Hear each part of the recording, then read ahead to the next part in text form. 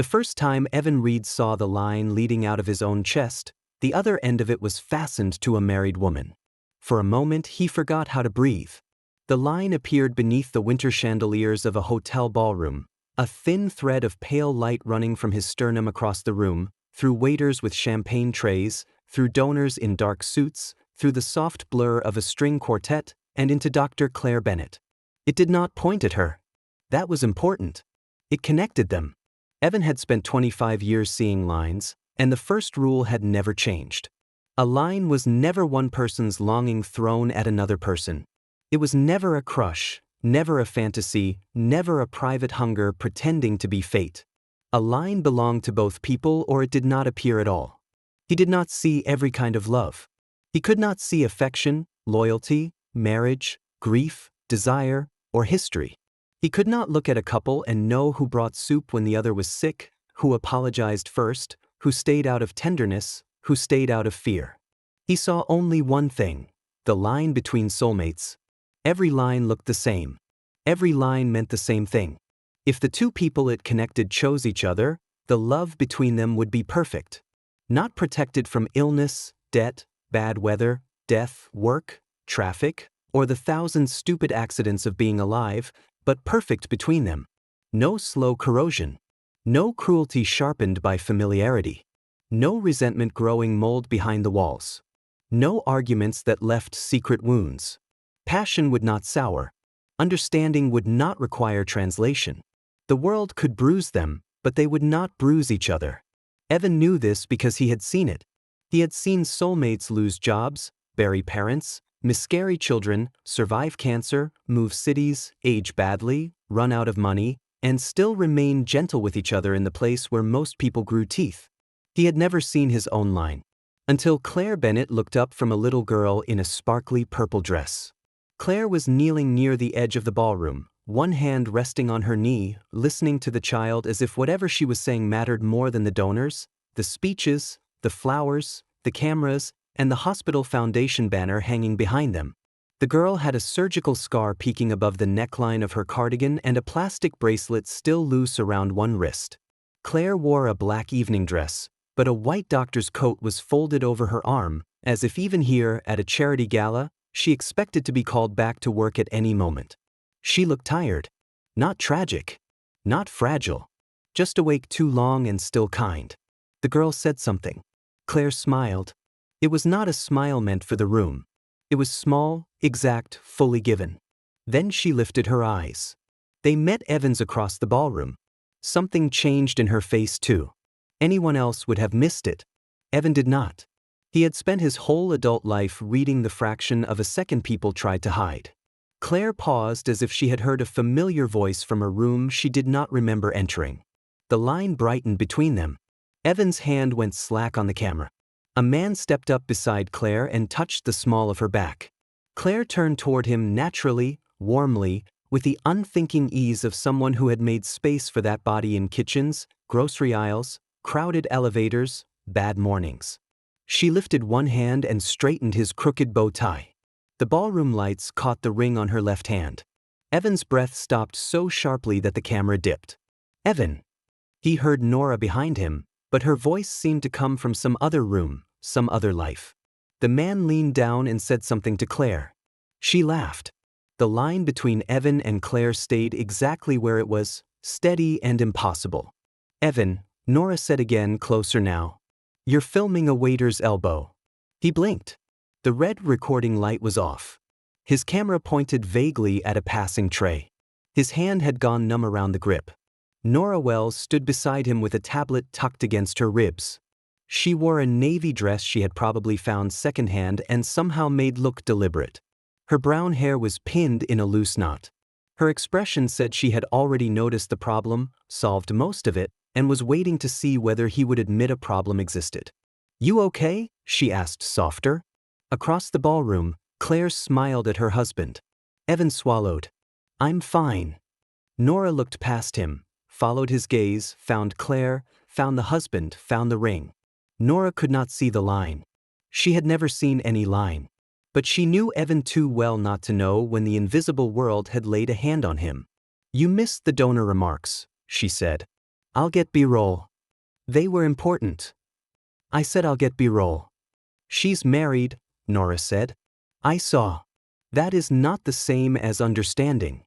He turned the camera on because his hands needed an occupation. Nora's mouth tightened. Great. Let's not make the children's hospital look like we shot the fundraiser during a medical episode. He almost laughed because it was such a Nora sentence, sharp enough to cut through panic, gentle enough not to embarrass him in public. He should have thanked her. He should have turned away. Instead, he raised the camera, hit record, and filmed Claire Bennett while her husband stood beside her holding her coat. Evan first saw the lines when he was 10 years old, during his Aunt Mara's backyard wedding in Evanston. At the time, he thought everyone saw them. They were right there, thin threads of light running between certain people or stretching out through fences and walls toward someone not present. Not everyone had one visible in the yard. Some guests had no line Evan could see at all. Some lines ran out of sight. But when a line did appear between two people, it appeared at both ends. Boys. Aunt Mara stood beneath an arch of white roses beside a man named Stephen, who had a square jaw and a nervous sweat problem. Her line did not connect to Stephen. It ran past the folding chairs, past the dessert table, over the fence, and into the neighboring yard, where a man in paint-spattered jeans was fixing a loose shutter and pretending not to watch the ceremony. The other end of the line shone from him. Evan tugged his mother's sleeve. "Mom," he whispered, "why is Aunt Mara's line going to the shutter man?" His mother bent down. "What line, honey?" "That one." He pointed. His mother followed his finger. Her face changed. "Don't point," she said. "But it's not going to Stephen. Evan. It's going to that man." She took his hand and squeezed too hard. "Do not say that again." 3 months later, Aunt Mara left Stephen and married Luis, the man from the neighboring yard. Half the family stopped speaking to the other half for almost 4 years. But Aunt Mara and Luis stayed together. They were not spared from life. Their roof leaked. Luis broke his leg falling from a ladder. Mara lost a pregnancy one winter and did not answer the phone for 6 weeks. They had money problems, family problems, health problems, and one long year when everything in the house seemed to break in order of expense.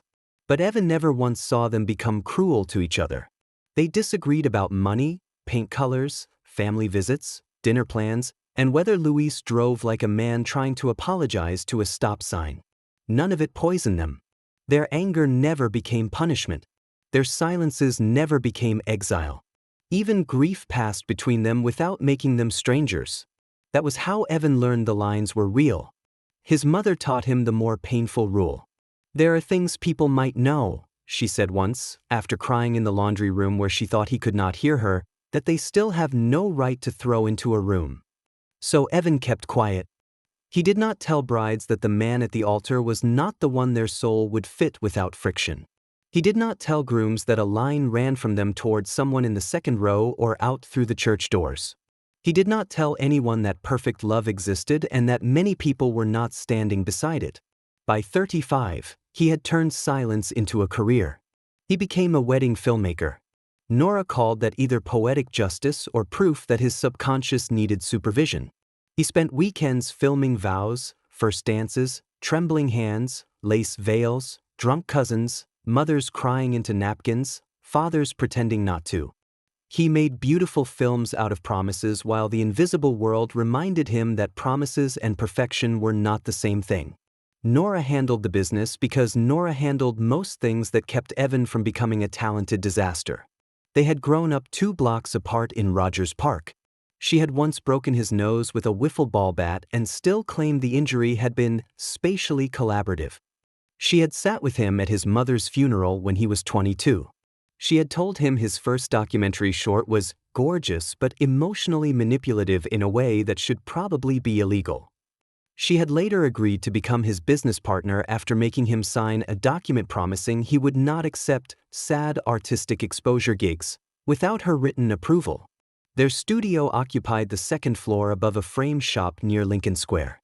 It smelled like coffee, old brick, hot computers, and the Thai place downstairs. Nora's desk was clean except for 1 mug and 3 notebooks. Evan's desk looked like someone had asked a raccoon to edit a wedding film and then criticized its process. He loved Nora. Of course he did. He loved her the way a person loves the street that gets him home, the hand that catches his sleeve before he steps off a curb, the voice that says, "Eat something before you become unbearable." But there had never been a line between them. Nora had a line of her own. Evan had first seen it when they were 17, during a school film festival in an auditorium with broken air conditioning. Nora was arguing with a boy about whether documentary voiceover was lazy, and the line ran out from her chest, past the side door, through the wall, westward toward someone Evan could not see. She noticed his face. What? Nothing. Evan. He told her 2 months later, sitting on the hood of her father's old Volvo with slush soaking through their sneakers. He told her about Aunt Mara, about the lines, about what they meant. He told her that she had one too. "Where does it go?" she asked. "West." "To who?" "I don't know." She looked at him for a long time. "Well," she said finally, "that is inconvenient." He laughed because he thought she meant the supernatural part. He did not understand then. After the charity gala, Evan went back to the studio and did not sleep. He told himself it was because the foundation needed a rough cut by morning. He told himself he was being responsible. Nora would have laughed him out of the room if she had been there. By 2:30, he had watched the same 11 seconds of footage 37 times. Claire kneeling beside the girl in purple. Claire listening. Claire looking up when someone called her name. Claire's gaze crossing the room and landing, by accident or fate or cosmic cruelty, on Evan's lens. He paused on that frame. On screen, she did not look polished. She looked tired, intent, kind in a way that had survived too many emergencies to become decorative. A small crease lived between her brows. Her smile was incomplete, more concern than performance. Evan zoomed in before he realized he was doing it. The studio door opened. "I brought emergency food," Nora said. "Mostly fries." The diner cook looked like he had already shut down emotionally, and I didn't want to ask him for range. Evan jerked so hard he almost knocked over his coffee.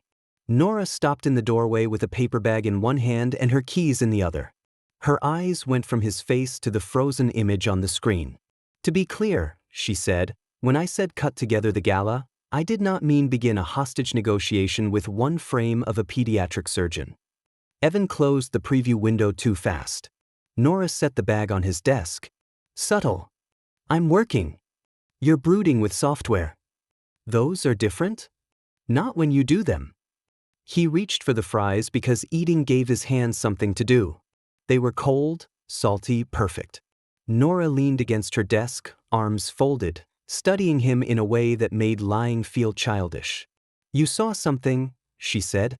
He rubbed both hands over his face. "Your own?" she asked. He looked at her. There were not many people who could have guessed that. Only Nora. Only the person who had listened to every impossible thing he had carried since they were 17. "Yes," he said. Nora went still. "It goes to her," he added. "I figured.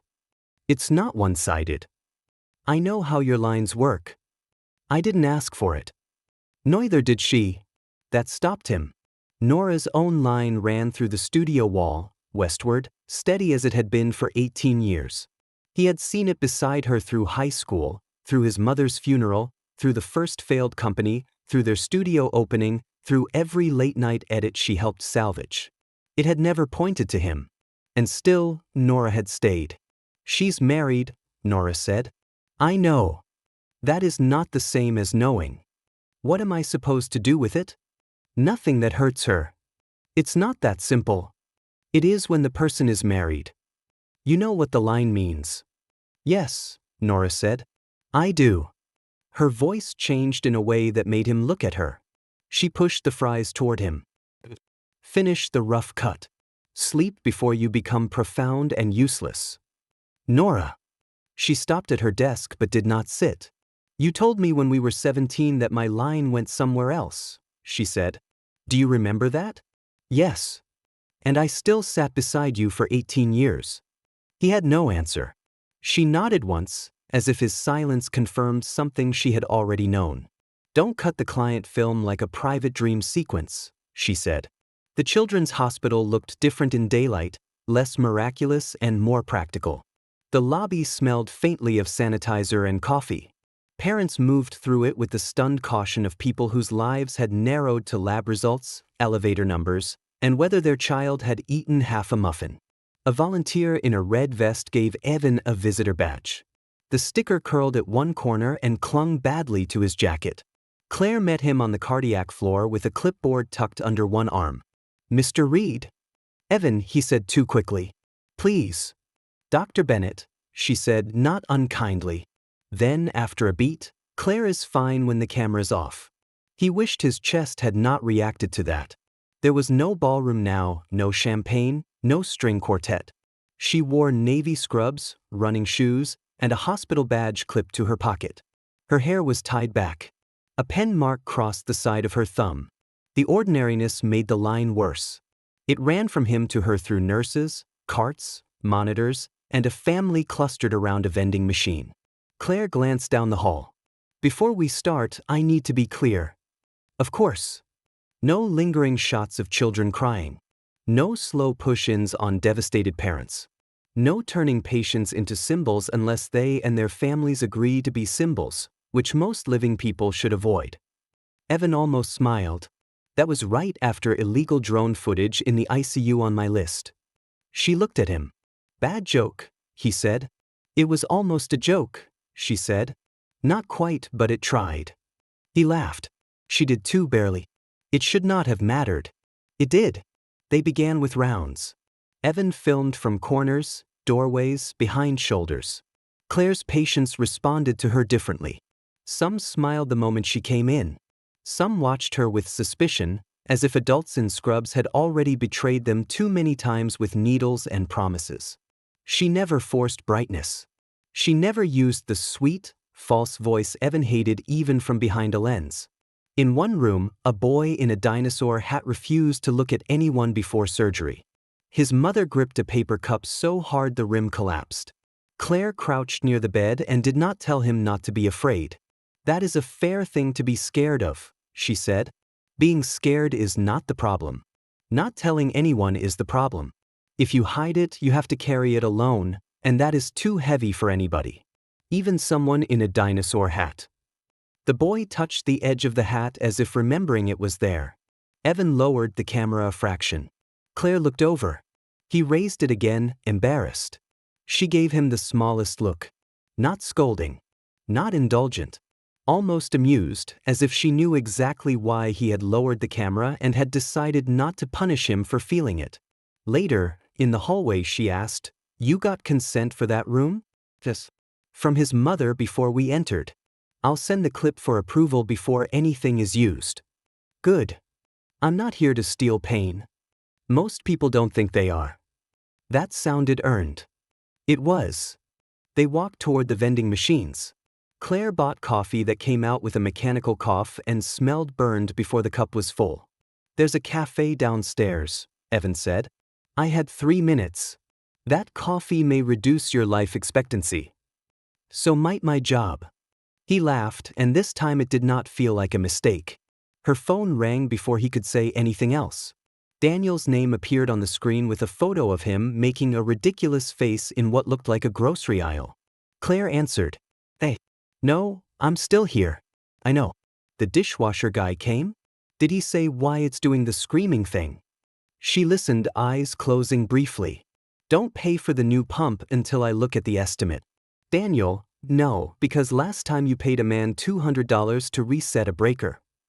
Evan looked away. A toddler in socks cried near the elevators. The line between him and Claire ignored all of it. Claire's voice softened. "I'll be home when I can. Eat without me." She hung up. "Sorry," she said. "Domestic crisis. Dishwasher? Possibly possessed. My professional recommendation is to sell the house. We rent. Even better. Flee." For a moment they stood close enough for an ordinary conversation, separated by a marriage, a hospital, and a line neither of them had asked for. Claire's face changed first. She straightened. "We should get the parent interview before my consult." "Right." He lifted the camera again. For the rest of the afternoon, Evan tried to film her like a doctor instead of like an answer. He failed often. What made it worse was that Claire was not a fantasy once he got close. Fantasies were smooth. Claire had edges. She hated sentimental music under medical footage. She corrected donor language without softening it. She could be impatient with administrators, kind to terrified parents, blunt with residents, and funny in a dry way that arrived half a second before Evan expected it. She disliked people who called children brave when the children had not been given another option. She believed bad coffee was a moral failure and drank it anyway. During one lunch in the hospital cafeteria, they discovered they both hated the same famous medical documentary. That film used silence like a weapon, Claire said. Yes, Evan said too loudly. Exactly. It kept waiting for people to cry so the audience could feel clean. Claire pointed at him with a plastic fork. Yes. They could have told the truth with half the music. With no music. With no music, he agreed. She sat back, looking almost startled. What? He asked. Nothing. Not nothing. She shook her head. It's just strange. What is? Talking to someone without having to build the stairs first. The line between them seemed to fill the air. Evan forgot what he had been about to say. Claire looked down at her lunch tray. That came out more personal than I meant. It's okay. No, she said, careful now. It should not become too okay. He understood. He disliked that he understood. After that, Evan's excuses became obvious even to himself. He emailed Claire about consent forms, then tone, then whether the foundation short should open with donor impact or patient continuity. She replied with clipped, useful answers. He told himself he was being thorough. Nora told him he was being transparent. You have sent this woman 12 emails about a 3-minute film, she said one morning, standing beside his desk with a stack of invoices. The Vatican has canonized people with less documentation. It's sensitive material. It's a fundraiser video, not a peace treaty. I want it right. No, you want proximity with plausible deniability. He turned in his chair. Are we doing therapy now? No. Therapy charges more and has better chairs. She dropped the invoices on his desk. You missed the Wilson call. His stomach tightened. That was today? 40 minutes ago. Damn it. I handled it. Thank you. Don't thank me like that. Like what? Like you're relieved I'm still predictable. He had no answer. Nora stood there a moment longer. Her line ran through the wall, toward a life she had never pursued. I rescheduled them for Thursday, she said. Be there. Actually there. Not just your body sitting in a chair while your soul trespasses at a hospital. He tried to smile. She did not. Nora found the Claire folder 3 days later. Not because she was snooping. Nora did not need to snoop. Evan had left it open on the shared drive under the subtle name Clarender Scorselex, which was the kind of self-incrimination Nora believed should revoke administrator privileges. She waited until the Wilson wedding couple left after a meeting Evan had attended with heroic physical presence and almost no mental contribution. Then she closed the office door. What is this? She asked. Evan looked up. What? She turned her laptop toward him. His stomach sank. It selects for the hospital project. It's 47 clips of one person. She's central to the piece. She is central to your bloodstream. That's not fair. No, what's not fair is me telling clients you're busy with color correction while you watch a married woman buy vending machine coffee in 4K. His temper flared because shame had a short fuse. You don't understand. Nora went still. The second the words left his mouth, he knew he had chosen the worst ones. She closed the laptop slowly. I don't understand. Nora. No, please. Explain. Use small words. He stood. That's not what I meant. Then what did you mean? He looked toward the window. A delivery truck idled downstairs, hazard lights blinking orange against the glass. He could have apologized. He could have said he was scared. He could have admitted he was behaving badly. Instead, he said, the line is real. I didn't say it wasn't. It means something. Yes, Nora said. It does. It means if you and Claire were free to choose each other, you might have the perfect life. I believe that. I believe every impossible thing you've told me about those lines. He swallowed. But meaning something does not mean it means everything, she continued. And it does not mean you get to hurt people. I'm not trying to hurt anyone. People rarely are. They still manage. He looked away. Nora walked to the window and back, not because she needed to move but because standing still would have made her cry, and she clearly hated that idea. You keep saying you didn't ask for this, she said. Fine. You didn't. What are you doing after seeing it? I don't know. That is not true. You are making excuses to be near her, neglecting work, and waiting for her marriage to become morally convenient. He flinched. She is not unhappy enough for you yet? Nora asked. That's cruel. Yes, she said. It is. I learned from watching you edit people into meanings. He sat down. Nora's voice lowered. I have had my own line pointing somewhere else since I was 17. You knew that. You looked at it for years. And I still stayed. Nora. No. I need you to hear how cruel you are when you act like the line is the only fact in the room. I never asked you to stay. She laughed once. There was no humor in it. There it is. I didn't mean. Yes, you did. And you're right. You didn't ask. That made it easy for you, didn't it? You could keep me close enough to fix your life, close enough to hear your secrets, close enough to keep you fed and booked and almost human, but not close enough to owe me a real answer. He closed his mouth.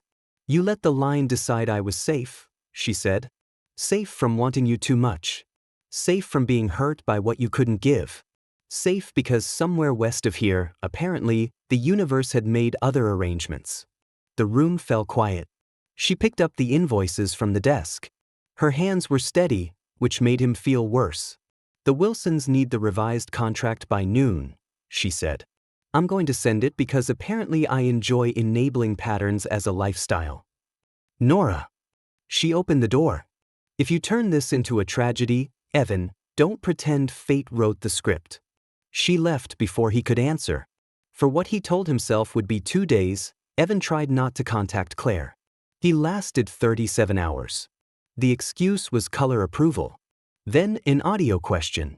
Then a request for one last exterior shot on the hospital roof garden because the foundation wanted a sense of place, a phrase Nora repeated with such contempt that Evan nearly withdrew the request out of embarrassment.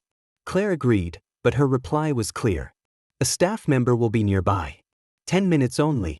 The roof garden sat on the 8th floor, a narrow winter space with dormant planters and a glass wall blocking the worst of the wind.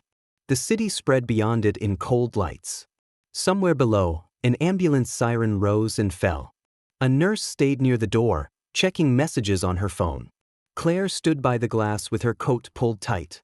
Evan filmed the skyline, the hospital sign, Claire in profile. When he lowered the camera, the silence between them felt less accidental than before. Can I ask you something? He said. Claire looked tired enough to refuse. Instead, she said, You can ask. Do you ever feel like you met someone too late? She did not pretend to misunderstand. For a long moment, she watched the traffic below. Her thumb moved once over her wedding ring, stopped, then moved away. Yes, she said. The honesty hit him harder than flirtation would have. But late is not the same as rightful, she added. I didn't say it was. No. But part of you wants it to be. He looked down. Frost had gathered along the base of one planter. There are things I've seen, he said. Things I can't explain. I know there is something. He looked up. She held his gaze. You look at people like you're reading a second set of instructions. At first I thought it was a filmmaker thing. Then I thought it was a lonely thing. It's both. Maybe. He almost told her everything. The line, the wedding when he was 10, the years of silence, the way talking to her felt not like discovery but recovery. But she raised one hand slightly before he began. Don't. The word was not harsh. It was worse. It was careful. My marriage is not perfect, she said. The line between them seemed to fill the cold air. I know. No, you don't. You've seen a ring, a few phone calls, And maybe one tired woman in bad hospital lighting. That is not a marriage. He said nothing. Daniel and I have hurt each other, she continued. Not in dramatic ways. Ordinary ways. Ways that sound small if you tell them at dinner and feel enormous when you live with them. We've had losses. We've had years when my work took more than I knew how to give back. We've had nights where nobody talked because talking would have required too much honesty. I'm sorry. Don't be sorry like you're waiting at the door. The words landed with quiet force. Claire wrapped her arms around herself. You and I talk too easily, she said. I know that. I'm not too noble to notice. There are moments with you that feel like stepping into a room I somehow already know. Evan could barely breathe. That is exactly why I am saying no clearly, she continued. Not because I feel nothing. Because feeling something does not get to decide what kind of person I am. The nurse by the door glanced up as Claire's pager vibrated. Claire looked at it. I have to go. Claire. She turned back. If what we feel is real. It can be real, she said, and still not be ours to use. Then she went inside. Evan remained on the roof until his hands were stiff with cold. Below him, the city carried on with a cruelty that was also mercy. People hailed cabs. Couples argued at crosswalks. A man in a knit cap walked 3 small dogs in sweaters. Somewhere, Daniel Bennett was probably waiting for his wife with tea or resentment or both. The line did not disappear. But for the first time, Evan understood that following it might make him smaller, not braver. He should have turned back then. He did for almost a week. He stopped emailing Claire unless the foundation required it. He attended meetings. He delivered 2 wedding edits on time. He brought Nora coffee one morning with the correct oat milk, and she accepted it with a suspicious look. Is this poisoned with emotional growth? She asked. Just espresso. Pity. Things might have stabilized if life were kind enough to stop pressing bruises. Instead, Evan was sent back to the hospital for a time-lapse shot of the new cardiac wing, and there he met Daniel Bennett properly. Daniel was not what Evan wanted him to be. He was not smug, not cruel, not neglectful in a convenient way. He was a high school history teacher with sandy hair, a tired face, and a scarf tied badly around his neck. Evan first saw him at 10:30 at night, sitting in a hallway chair with Claire's wool coat folded over his lap and 2 paper cups of tea cooling beside him. Daniel's head had tipped back against the wall. His eyes were closed. In one hand, he held 2 theater tickets, creased and expired. Evan stood at the end of the hall and felt something ugly twist inside him. There was no line between Daniel and Claire. No impossible thread. Nothing in the invisible world said they were perfect for each other. That should have comforted him. It did not. A door opened. Claire came out, pulling off a surgical cap. She saw Daniel asleep and stopped. Her face softened before she could stop it. That expression did more damage to Evan than the ring had. Claire walked over and touched Daniel's shoulder. He startled, blinked, then looked at her. Hey! Hey, she said. You didn't have to wait. I had a whole dramatic plan involving dinner and culture. He lifted the tickets weakly. Then your emergency selfishly refused to respect curtain time. I'm sorry. Don't. He handed her one of the teas. It's probably disgusting now. So, consistent with the hospital brand. He laughed. She sat beside him. Neither of them spoke for a while. No line connected them. Still, Claire leaned her shoulder against Daniel's arm because she was too tired to hold herself upright, and Daniel shifted without looking to take more of her weight. Evan left before either of them saw him. 2 nights later, he heard them arguing in the hospital parking lot. It was bitterly cold, the kind of Chicago cold that seemed personal. Evan had stayed late filming exterior shots from the public side of the hospital entrance, waiting for snow flurries to catch the lights. He was packing his gear into the back of his car when he heard Claire's voice from the next row over. I can't just leave. He froze with one hand on the camera case. A gray sedan blocked him from view. Claire and Daniel stood 1 parking space away, close enough that he could hear them through the wind. He should have shut the trunk loudly. He should have made himself known. He did not. Daniel stood with his hands in his coat pockets. Claire faced him, her hair coming loose. I didn't say just leave, Daniel said. I said consider it. You got an offer in Minneapolis and suddenly my entire life is up for relocation? My entire life has been up for relocation around yours for 8 years. Claire flinched. Daniel saw it too. Regret arrived too late. Claire. No, say it.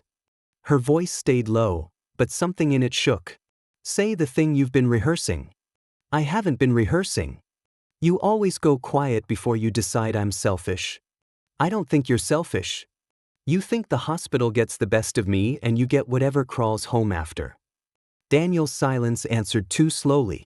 Claire turned away, one hand going to her ring. Daniel stepped closer. I miss you.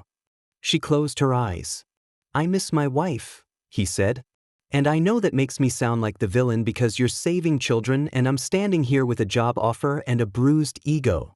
That's not what I think. Isn't it?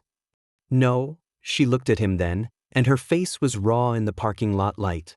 I think you're tired. I think I'm tired. I think we have been polite about loneliness for so long that now everything honest sounds like an attack. A gust of wind blew snow across the asphalt. Do you regret it? Claire asked. Daniel looked stricken. Marrying you? She did not answer. No, he said. Then, quieter, sometimes I regret how little of you the world leaves for me. But no, never you. Claire covered her mouth with one hand. Evan looked down. He had no right to hear this. He shut his trunk with enough noise to make both of them turn.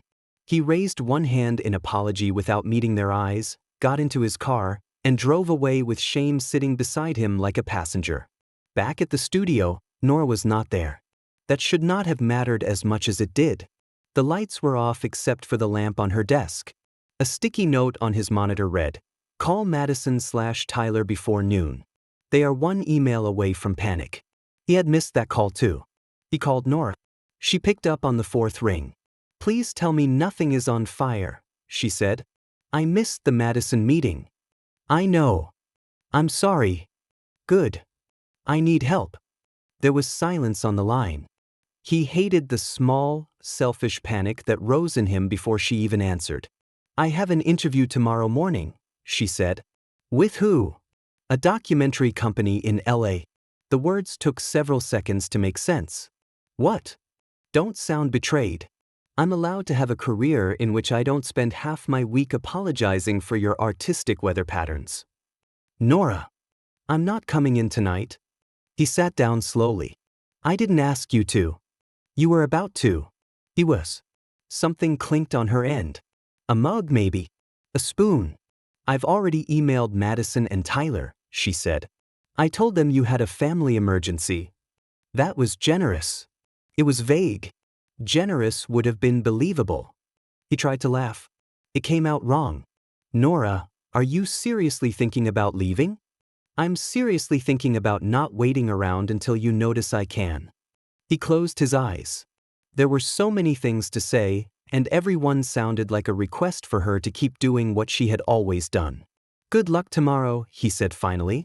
Her breathing changed. Thank you, she said. After she hung up, the studio felt larger than usual. Evan opened old project folders looking for Madison and Tyler's footage. He found Nora everywhere. Not her face at first. Her systems. Email drafts saved at 2 a.m. Client notes translated from panic into calm action. Delivery schedules built around his bad habits. Audio files labeled with reminders he would have forgotten. A folder named Evan Do Not Delete, which contained backup exports of projects he had once deleted with confidence. He sat in the glow of the monitor and saw, with embarrassing clarity, how much of his life had been held together by someone he had mistaken for background. No line had ever led him to Nora. But there she was, in every saved version. The foundation short reached its final stage just as Claire and Daniel's marriage seemed, from Evan's limited and guilty view, to reach its hardest weather. Claire did not come to Evan's studio alone. She sent an email instead. Final review should happen at the hospital. Maya from the foundation will attend. Daniel may join if his school meeting ends in time. I think that is better. Evan read it twice. Then he replied, of course. The review took place in a glass-walled hospital conference room on a Thursday evening. Maya, the foundation coordinator, sat with a laptop open and a legal pad full of notes. Claire kept her coat on. Daniel did not arrive before the film began. Evan had prepared a clean cut. Too clean, he realized as it played. Children laughing in hallways. Nurses adjusting monitors. Parents listening with white-knuckled focus. Claire explaining surgical options in a voice that never promised what she could not promise. It was good. It was also dishonest. Not in the obvious way. He had not made Claire saintly. He had not added swelling music where silence belonged. But he had still made her solitary. He had framed her as a woman standing alone under pressure, because part of him still wanted to believe that loneliness was the truest thing about her. The film ended. Maya made notes about donor names and a caption correction. Her phone buzzed, and she stepped into the hall to answer. Claire stayed seated. "It's good," she said. "Mostly," Evan replied before she could. She looked at him. "I made you look alone." Her fingers moved once over her ring. "Yes," she said. The honesty relieved and hurt him. "I'll fix it." "I know." He looked down at his hands. "Claire." She closed her eyes briefly. "Please be careful." I need to say it once. Not to ask. Just to stop pretending I'm only confused about editing. She did not save him from himself. He spoke quietly. "I have spent my whole life seeing one kind of line. Only one. It means two people could have a perfect life together if they chose it. I saw that line between us." Claire did not move. "That is why this has been," he stopped. No word was clean enough. "I'm not saying it gives me rights. It doesn't. But I need you to know I haven't been inventing the way it feels when we talk." Claire's eyes shone. "I know," she said. The room seemed to hold its breath. "I don't see what you see," she continued. "But I know something happened. I know because talking to you is too easy. Because there are moments when I hate how little I have to explain. Because if I were a different woman, or if my life were only mine to rearrange, I might have made a dangerous choice and called it honesty." Evan stared at the table. "But I am not a different woman," she said. "Daniel is not a placeholder. My marriage is not a locked door you found the key for." He flinched. "Maybe there is a life where you and I never fight," she continued. "Maybe we would understand each other until we were old and ridiculous. Maybe that is true. I am not denying it to make this easier." "Then how do you?" "Because perfect is not the only sacred thing." He looked up. Claire swallowed. "I made vows to an imperfect man who has stood in imperfect rooms with me. He has failed me. I have failed him. We have made each other lonely in ways I'm ashamed of. But he is not an error because something easier exists." Maya returned before Evan could answer. Claire sat back. The meeting ended with notes, deadlines, and a revised approval process. At the door, Claire paused. "If you finish this film," she said, "don't use anything private you witnessed by accident. Not the parking lot. Not my worst face. Not Daniel's. If we decide to show our marriage in any way, we approve it together." "I know." "Good." That night, Evan deleted the parking lot audio. Then he deleted the shaky exterior clip that had accidentally caught Claire and Daniel through the falling snow. He wrote a note on a yellow pad and taped it to his monitor. "Not yours." Nora told him she had accepted the LA job 2 days later. She did it at 10 in the morning in the studio while holding a box of printer toner. "I'm leaving at the end of the month," she said. Evan stared at her. "You're holding toner." "Yes." "It's a dramatic prop." "You're serious." "No, I like to negotiate cross-country employment for sport." He stood. "Why didn't you tell me it was that far along?" "I did tell you. You were making destiny eyes at your monitor." "That's not fair." Nora set the toner down. "I'm tired of fair being defined by what you noticed." The sentence struck cleanly. He had no defense. She looked around the studio. "I'll help with transition files. I've made a list of vendors, passwords, client workflows, and all the places where the business will explode if you pretend details are a personality flaw." "Nora." "I'm not angry." "Yes, you are." "Fine. I am. But I'm also relieved," And that's the part one need you to hear. He sat down because his legs felt unreliable. Her face softened. Not enough to save him. Just enough to be Nora. You'll be fine, she said. I don't know how to do this without you. Her mouth tightened.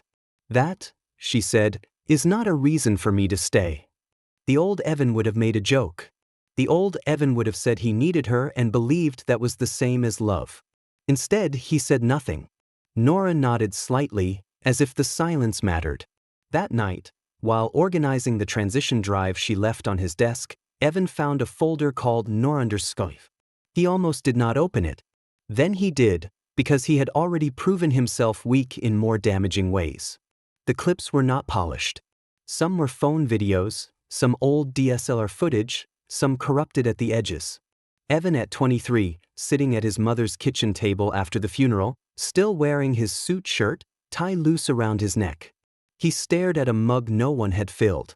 Behind the camera, Nora's younger voice said nothing. She did not ask him to talk. The clip lasted 4 minutes. At the end, a blanket appeared around his shoulders, placed by hands that never entered the frame. Evan at 26, asleep on the studio couch after their first company nearly collapsed. His hair was too long, his face gray with hangover and defeat. The camera panned to Nora's laptop, where she was writing apology emails to clients under his name, each one careful enough to preserve a future he had been ready to burn. Evan at 30, insisting he did not want a birthday dinner. The next clip showed the studio fridge. On the top shelf sat a small chocolate cake with one candle stuck in it and a note. This is not a birthday celebration. This is inventory. He laughed and it hurt. In every clip, her lines stretched away from him. In every clip, she stayed. No cosmic confirmation tied her to Evan. No impossible thread promised that loving him would be easy. Somewhere, someone else existed who could have given Nora a life without these particular wounds, without the years of waiting, without the endless translation of Evan's silence. And still Nora had chosen the frame, chosen to remember, chosen the studio, chosen the hard chair beside his difficult life. By afternoon, snow had started falling hard. By evening, half the city was snarled into stillness. Evan was exporting the foundation short when the studio lights flickered, came back, flickered again, and died. The computers groaned into battery backup. Downstairs, someone shouted in the Thai restaurant. His phone lit up. Nora. He answered too fast. Are you okay? Mostly, she said. My moving truck is stuck on Damon, my landlord wants the keys tomorrow, the power's out in my building, and I am sitting in an apartment full of boxes like the opening shot of a cheap survival movie. I'm coming. No, I'm not asking you to. I know. Evan. I know, he said. I'm coming anyway. The drive took almost an hour. He abandoned his car 2 blocks away and walked through wind that turned snow into needles. Nora's old building stood dark except for a few battery lights and windows.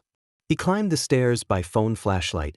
She opened the door wearing a coat, fingerless gloves, and an expression that tried to be annoyed before giving up. You look like weather one, she said. You should see weather. Her apartment was colder than the hallway. Boxes lined the walls. The furniture was mostly gone. Pale rectangles marked places where pictures had hung. A small camping lantern sat on the floor, its light fading. Evan stepped inside and saw the wall near the kitchen where, years ago, they had taped a photo strip from a county fair. The tape marks remained, for small scars in the paint. Nora followed his gaze. Don't get sentimental, she said. It's mostly dust and landlord negligence. I brought duct tape.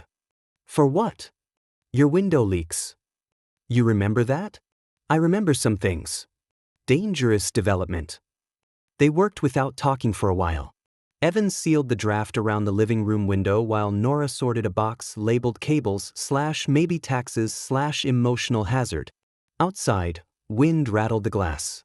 The lantern dimmed another degree. Finally, he said, Why did you stay? Nora did not look up. In this apartment? Rent control and poor judgment. With me. A cable slipped from her hand into the box. Nora. She laughed once. There was no humor in it. Because I wanted to, she said. And because wanting something unavailable can start to feel noble if you're not careful. He closed his eyes. And because you were waiting for the universe to give you permission to love someone, she added. I kept thinking maybe one day you would stop waiting. The words entered him so completely that for a moment he could not breathe. She stood then, brushing dust from her hands. And I knew if I said it, you'd look at me with that awful kindness. What awful kindness? The one you use when someone offers you something you don't want but you're too decent to throw it back. Nora. No, let me finish. Her voice rose, then shook, then steadied again. I have been editing myself around you for half my life. Funny enough that you don't feel guilty. Useful enough that you keep me close. Careful enough that you never have to ask what it costs. He closed his mouth. You came to me with every line you ever saw. Every bride, every groom, every stranger whose perfect love was apparently waiting in the wrong room. Her eyes filled, but she did not wipe them. And I listened. I believed you. I built a whole life beside your impossible thing. But you never once looked at me like I was possible. His throat tightened. I'm sorry, he said. I know you are. I was wrong. That is a start, not a repair. I know. She looked surprised by that. The lantern flickered. Shadows moved over the boxes, the bare walls, the place where her life had already begun leaving. I thought if love was chosen for me, Evan said slowly, then I couldn't fail at it.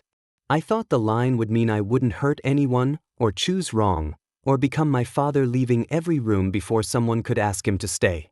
Nora's face softened at the mention of his father, but she did not interrupt.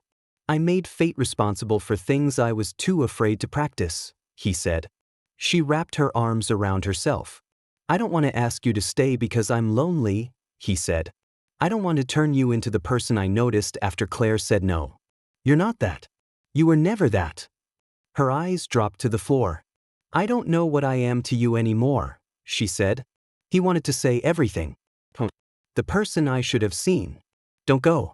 Instead, he said the only thing that did not try to trap her. I want to become someone you wouldn't regret choosing. Nora looked up. The silence lasted long enough that the room changed. That would have meant more before I packed the mugs, she whispered. I know. A tear slid down her cheek. She wiped it away, irritated. I hate this apartment.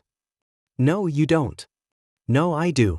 The radiator sounds haunted and the bathroom tile has been trying to murder me since 2018. He smiled barely. She sank down onto a box. I wanted you to ask me to stay for years. Isn't that pathetic? No. And now if you do, I'll resent you. I know. Stop knowing things. It's unsettling. He sat on the floor across from her, leaving space. I'm not going to ask, he said. Her face crumpled for 1 second before she controlled it. Outside, a plow scraped the street. He stayed until the power came back at 3 in the morning. He taped the window. He helped carry boxes downstairs when the truck finally arrived after dawn. He made terrible gas station coffee and did not complain when she threw hers away after 1 sip. At the curb, with snow piled dirty along the tires, Nora hugged him. It was not romantic. It was worse.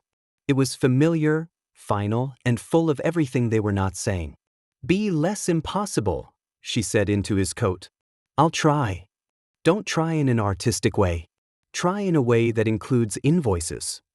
He laughed against her hair. Then she pulled back, climbed into the passenger seat of the moving truck, and left Chicago. Her line stretched west with her. No line stretched from Evan after her.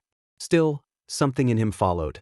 The months after Nora left did not make Evan noble. They made him functional, which Nora would have argued was more impressive. He learned the accounting software. Badly at first, then less badly. He answered emails before clients sent follow-up question marks. He attended meetings with notes. He delivered wedding films that did not require Nora's invisible net beneath them. When Madison and Tyler threatened to cancel over his missed deadlines, Evan did not ask Nora how to fix it. He called them himself, admitted the delay without making it elegant, refunded part of their fee, and delivered a revised timeline he actually kept. Afterward, he sent Nora one text. I handled Madison/Tyler. No rescue required. You were right about the apology needing numbers. She replied 3 hours later. I'm framing this for the Smithsonian. He smiled for 10 minutes and did not call her. That was new too. The hospital film remained unfinished because Evan did not yet know how to cut it truthfully. The first new version was too beautiful. He saw it immediately and hated himself for it. Claire looked solitary, luminous, almost sainted. Daniel appeared only in the background, an accessory to her exhaustion. The story implied, without saying so, that she was a woman carrying the world alone. Evan deleted it.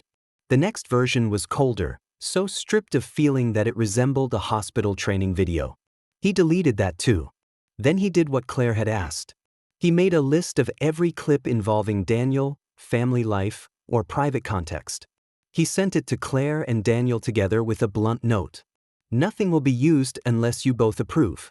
Anything you reject is gone from the cut. The parking lot material was deleted and will never be used. Daniel replied first. Appreciate that. Also, please do not include anything where my scarf looks like a collapsed snake. Claire replied 9 minutes later. The scarf always looks like that. We'll review. The footage they approved was not scandalous. It was not the parking lot. It was not a marriage exposed at its weakest for donor emotion. It was small, ordinary, and consented to. Daniel waiting in the hallway with Claire's coat folded over his lap. Claire sitting in a car after surgery, silent, while Daniel handed her tea. A home visit segment the foundation had arranged with both of them present, where Claire and Daniel argued in their kitchen about a leaking refrigerator while mopping water with towels. In the footage, Claire snapped, "You can't fix everything by Googling it." Daniel shot back, "I fixed the dishwasher." "You reset the breaker." It stopped screaming, didn't it?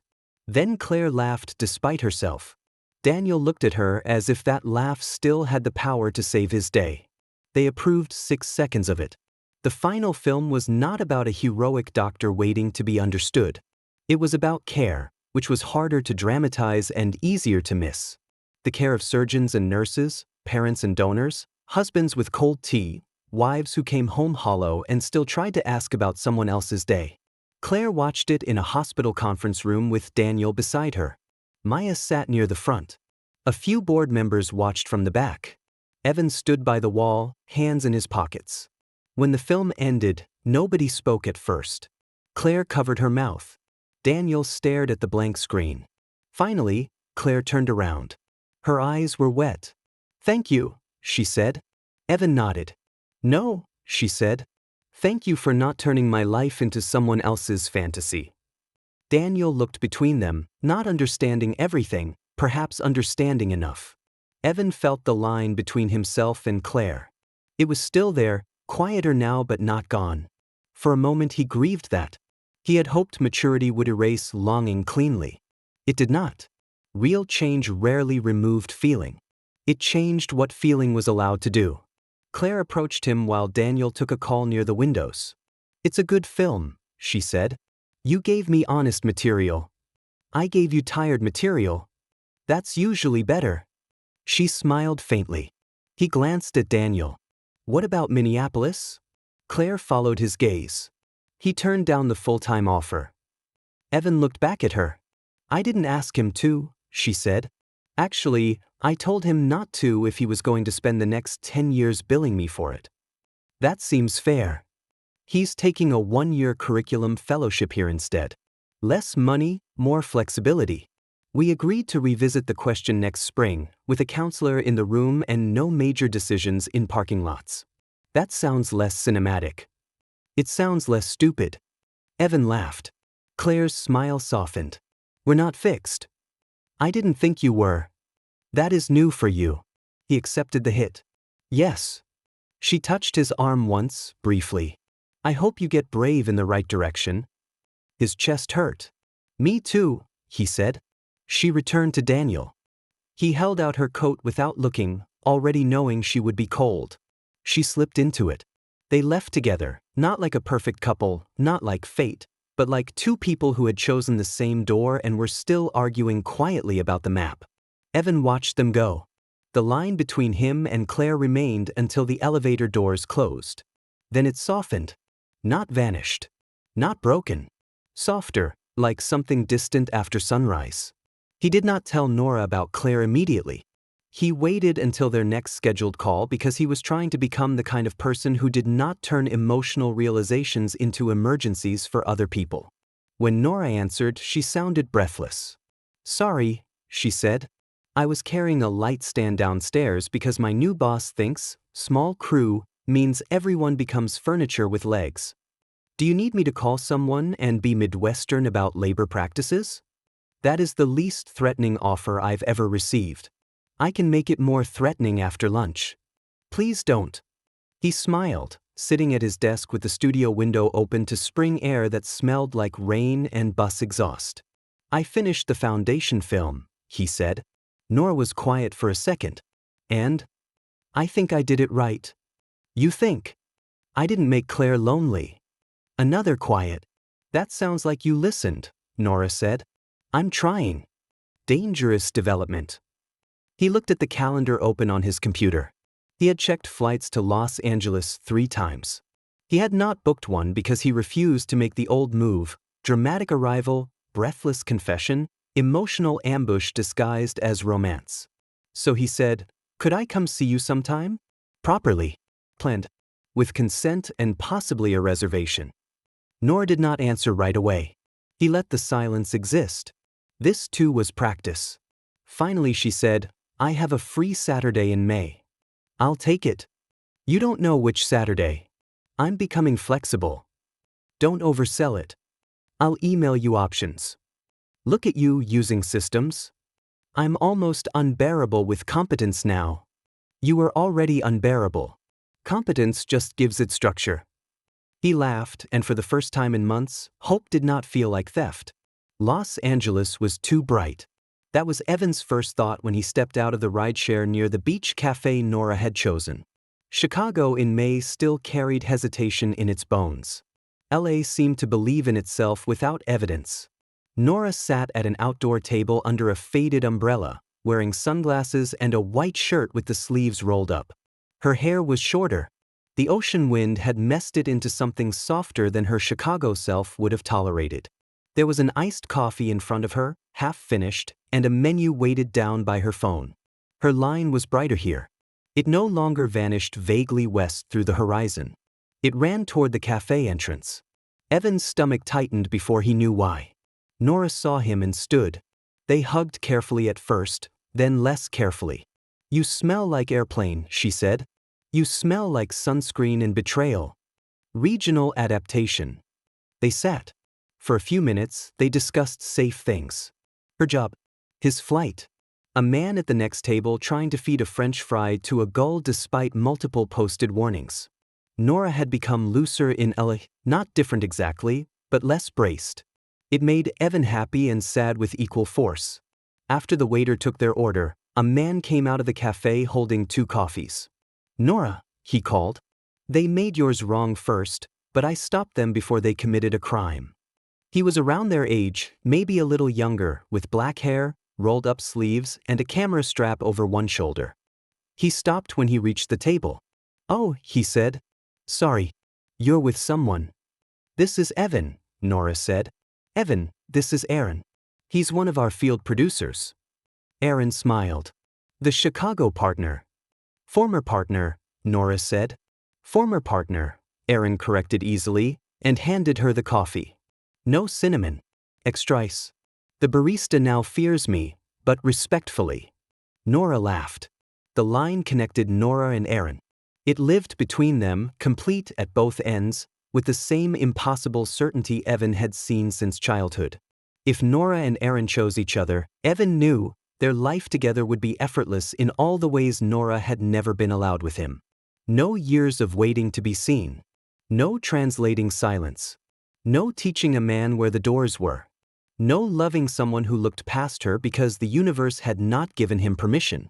Aaron glanced between them, apparently noticing something in Evan's face but not knowing what. "I should go," Aaron said. "Good to meet you."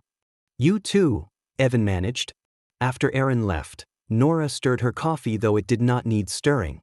"That's him," she said. Evan looked at her. "My line," she said. "Isn't it?" He could have lied.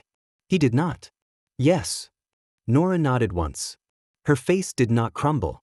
If anything, she looked tired of waiting for a pain she had already rehearsed. When did you know? He asked. The first week. Not because I saw anything.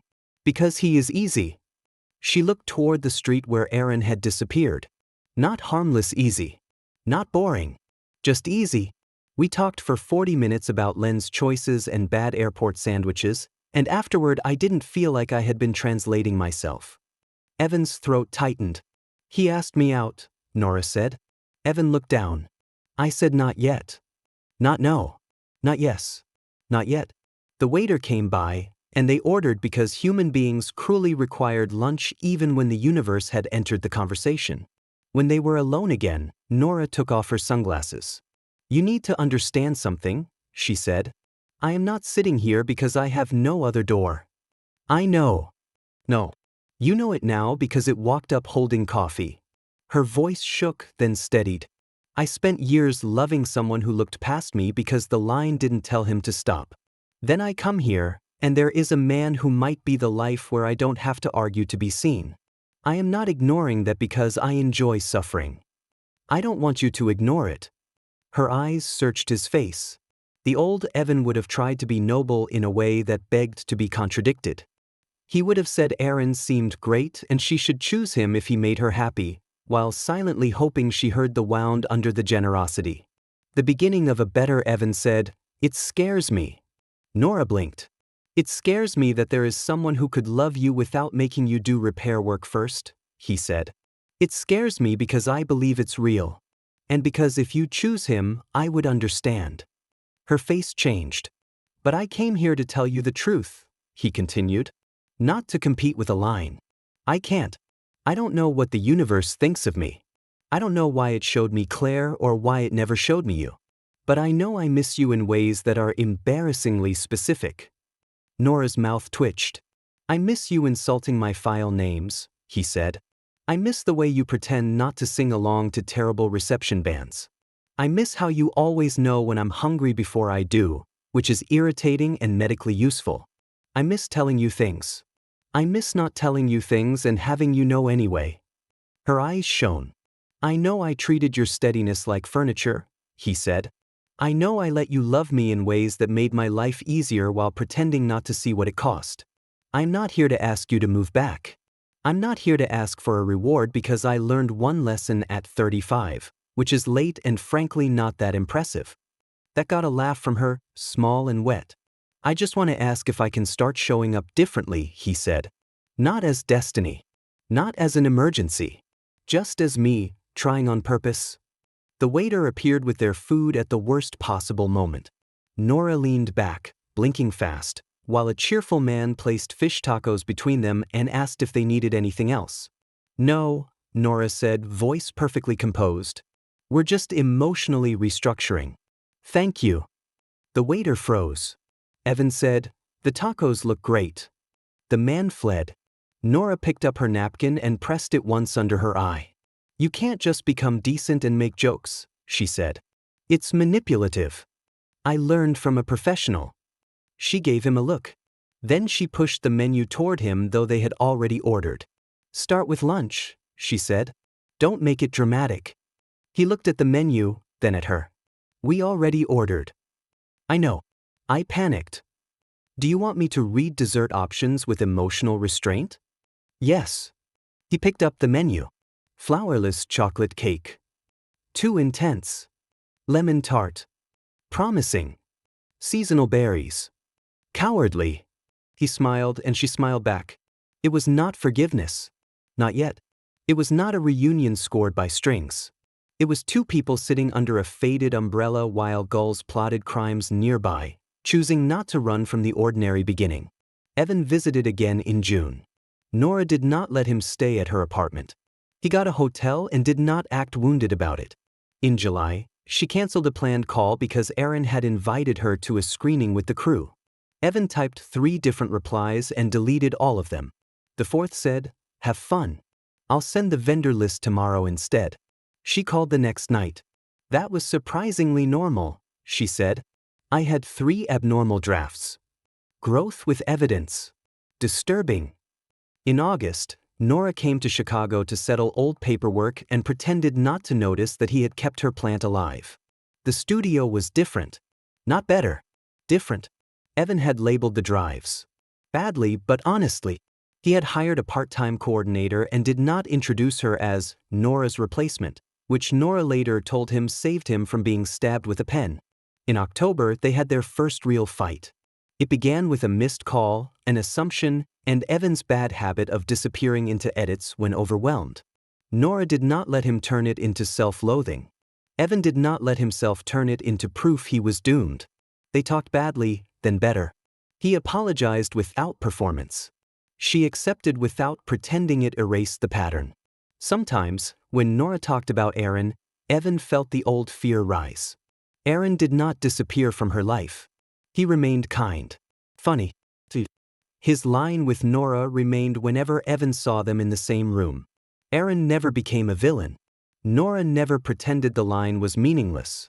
One night, after a small documentary screening in LA, Evan watched Aaron make Nora laugh so hard she covered her face with both hands.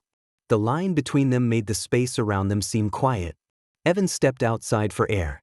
Nora found him near the alley, hands in his pockets, pretending to study a parking meter. "You're doing the haunted lighthouse face," she said. "I hate that you named it. I hate that you keep making it." He looked across the street. "I'm sorry. For having feelings? For making them your problem." She leaned beside him against the wall. "Aaron would be easy," she said. "I know. I might have been happy with him. I know." She turned her head. "You're not supposed to say it like a man at his own sentencing." He gave a weak laugh. Nora looked at the traffic. "I don't know if choosing you is smarter." He swallowed. "I don't," she said. "You and I have bad history. We have habits that can still hurt. We have whole rooms full of things we learned crooked." "I know. But when I imagine the easy life, I don't feel trapped. I feel grateful that it exists somewhere. Then I imagine my actual life, and you're in it, being late with groceries but early with apologies now, and I want that life." She looked at him. "Not because it's perfect. Because it's mine." He could not speak. She touched his sleeve. "Don't make me regret it. I won't promise that like a fool." "Good. I'll work not to. That I'll take." They tried. Then they tried again. Love, Evan discovered, was embarrassingly repetitive. It was not one grand choice but 1,000 small ones, many of them inconvenient, some of them boring. It was texting before the other person had to worry. It was learning that "I'm fine" could mean "ask me again" or "let me be quiet but stay nearby," depending on the day. It was buying the oat milk without announcing moral superiority. It was saying the difficult thing before resentment turned it into a weapon. He still saw the lines. At weddings, they crossed the room in quiet, luminous threads. Sometimes he filmed couples whose lines joined them, and those weddings had a strange calm beneath the chaos. If the cake collapsed, they laughed. If rain ruined the ceremony plan, they found a doorway and kissed there. Their lives would have troubles, but not the kind they made out of each other. Sometimes he filmed couples with no line between them, and he no longer assumed their vows were false. It meant their happiness would not be effortless. It meant they would need words, repair, patience, mercy, sleep, apology, humor, and probably separate laundry systems. Claire Bennett remained in Chicago. Evan saw her once 2 years later at another hospital event. Daniel was with her, grayer at the temples, still unable to tie a scarf properly. No line connected them. Still, when Claire reached blindly behind her for a pen, Daniel placed one in her hand without looking. She said something that made him roll his eyes. He said something back that made her hide a smile behind her program. The line between Evan and Claire was still there. Faint now. Gentle. A door in a house he did not live in. He hoped she was loved well. He hoped Daniel was too. 3 years after the beach cafe lunch, Evan and Nora attended a friend's wedding as guests. That alone felt like a small miracle. Evan had been to hundreds of weddings, but almost always through a viewfinder, safely separated by glass and work. This time he wore a suit Nora said made him look like a man who pays his taxes under supervision. She wore a green dress and earrings he had given her after asking 3 separate salespeople for help and surviving the experience. They were not a perfect couple. They fought about laundry, invoices, flight times, how long leftovers could remain morally defensible, and Evan's habit of saying, "in a minute," when he meant, "I have entered a time cave and may never return." They had once spent 42 minutes arguing in a grocery store parking lot because Nora thought he was shutting down and Evan thought she was reading his face like a hostile document. They had slept badly that night. In the morning, he made eggs. She told him they were undersalted. He told her the eggs were a peace offering, not a restaurant. She salted them and kissed his cheek. No line appeared between them. Nora's line still existed somewhere else. It was quieter now, mostly visible to Evan when Aaron was near or when Nora stood in certain light and the world seemed to remember alternate doors. Aaron had fallen in love with someone else eventually, a production designer with paint on her jeans and a laugh like a door opening. There was no line between them either. Evan had watched them at a wrap party, Aaron's line to Nora still present across the room while Aaron held the production designer's hand with unmistakable care. Perfect love was real. So were other kinds. The wedding took place in a converted warehouse with exposed brick, too many candles, and chairs that looked elegant but punished the spine. Evan sat beside Nora in the 4th row while late afternoon sun came through tall windows. Across the room, lines crossed quietly. A line connected the couple at the altar. Another ran from the best man towards someone in the back row who was pretending not to look at him. Many guests had no visible line in the room at all. Evan saw them and did not assume their lives were empty. He knew better now. Nora leaned toward him. "You're doing the face." "What face?" "The haunted lighthouse face." "I don't have that." "You absolutely have that." He smiled. "Just looking at invisible soul spaghetti?" He choked softly. The woman in front of them turned. Nora gave her an innocent smile. The vows began. Evan listened. Really listened. The groom's voice shook. The bride laughed halfway through crying. The officiant lost her place and recovered with charm. Someone's baby made a delighted shrieking sound during a solemn pause. Nora reached over and fixed Evan's tie. "You skipped breakfast," she whispered. "I had coffee. Breakfast with anxiety. It has protein if you add enough guilt." She rolled her eyes and smoothed the tie down with 2 fingers. There was no line between them. Not one. He looked at her hand resting near his, at the tiny scar on her knuckle from the wiffle ball bat incident she insisted had been his fault, at the ring she wore now because one rainy Thursday in Chicago, after 3 years of trying and failing and trying again, he had asked if she wanted to keep choosing badly and honestly with him.